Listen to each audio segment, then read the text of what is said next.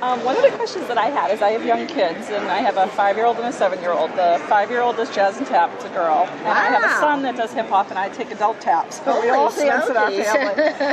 Talented family. Yes, more so than me. There's so many styles now that it's crazy. Like when I was a kid, it was jazz, tap, and ballet. Now there's so many. What do you suggest for like young kids growing up to sort of evolve into different styles? Well, I think certainly ballet is really the foundation for everything. I think it's always great, no matter what type of dancing that you're going to, lead into, that is really the best foundation. And kids are very lucky if their parents know that and can get them into ballet class and then diversify. And, after a few years of ballet, I think it's nice to try almost every different kind of style that you can imagine. And because you might be surprised, that one of your children might just be fabulous at African or belly dancing or Bollywood or, you have to be with it for a little while. And then, I had no clue I would ever be a ballroom dancer.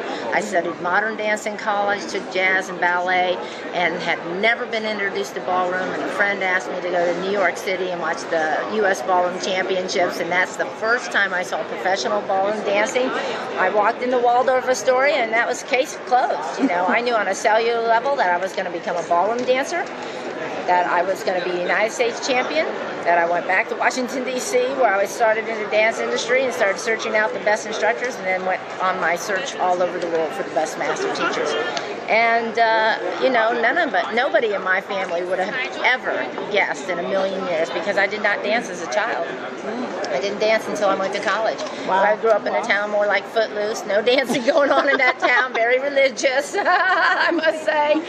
Grew up on the Ohio Erie Canal and Tuscarawas River, very much river rats and things like that. So more fishing and hunting and making rafts and going down the canals was more my lifestyle. So the way that my life turned out, the fork that came in that road, everybody in my family looked at me like, what happened to you? You wouldn't even wear makeup or hair. Now you got feathers and rhinestones and I don't know what happened. It was just really cool that I was able to find something that I had a passion for, because I had no dreams of becoming a famous modern dancer or anything like that, or going to the next step, which would be out of Ohio to go to New York to be a modern dancer.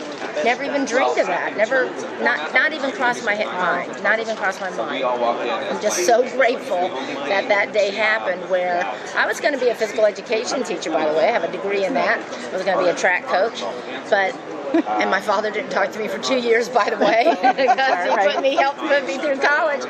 But who knows, sometimes when something hits you, and I think if you are lucky enough in this life to find anything that you have a passion for, and my father, after 2 years, there's no stopping me. I was serious about this.